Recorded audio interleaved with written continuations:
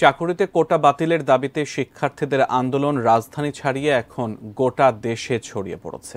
শুরুর দিকে এই আন্দোলনকে সরকার পাত্তা না দিলেও এখন নড়ে চড়ে বসেছে সরকারের শীর্ষ মহল। প্রধানমন্ত্রী শেখ হাসিনা চীন সফরে যাওয়ার আগে আন্দোলনরত শিক্ষার্থীদের সাথে বৈঠকের প্রয়োজনীয় নির্দেশনাও দিয়ে গেছেন।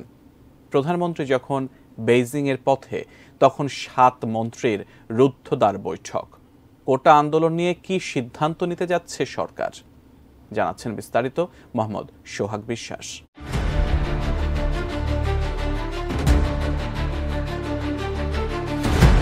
2018 সালে কোটা বিরোধী আন্দোলন যেভাবে দাবানলের মতো ছড়িয়ে পড়েছিল, ঠিক সেইভাবে এই আন্দোলন ছড়িয়ে পড়ার আতঙ্কে সরকার। যদিও সরকার প্রধান বলছেন কোটা বিরোধী আন্দোলনের কোনো যৌক্তিকতা নেই।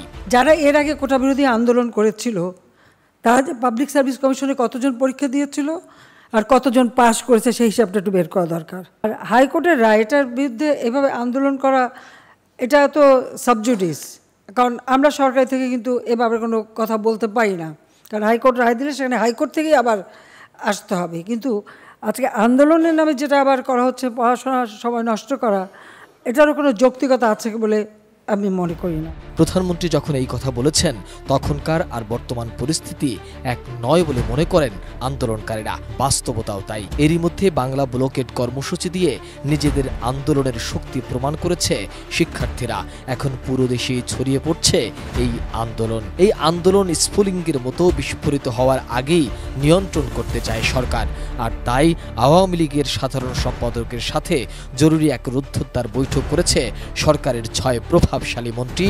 সেই সাথে ছিল আওয়ামী লীগের দপ্তর সম্পাদকও।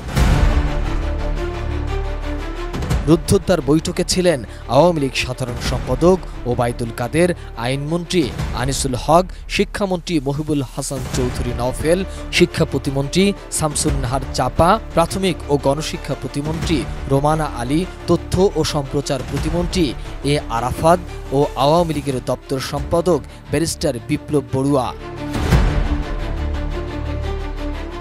বৈঠকে কি বিষয় নিয়ে আলোচনা হয়েছে সে ব্যাপারে কোনো মন্ত্রী মুখ খোলেননি। তবে সূত্র বলছে কোটা আন্দোলনের দাবি দেওয়া মেনে নেয়ার চূড়ান্ত পর্যায়ে রয়েছে সরকার।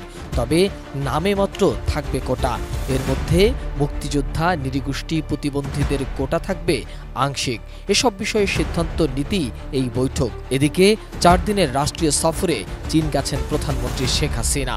তাকে বিমানবন্দরে বিদায় জানান সরকারের মন্ত্রী ও আওয়ামী লীগ নেতারা। তারপরই এই বৈঠকে বসেন মন্ত্রীরা।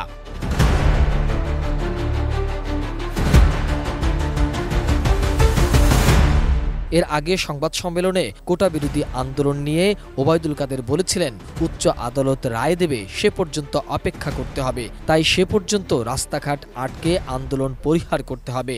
এখানে অন্য রাজনীতির উপাদান যুক্ত হয়ে গেছে। ওবায়দুল কাদের আরও বলেন, আদালতের রায়ের বিরুদ্ধে কোনো রাজনৈতিক দল আন্দোলনে শরিক হয়, এটা কি বৈধ? এটা আদালতের রায়, আমাদের না। এখন কোটা বিরোধীদের আন্দোলন, সরকারের উচ্চ পর্যায়ের মন্ত্রীদের বৈঠক কোন দিকে যায় সেটাই দেখার বিষয়।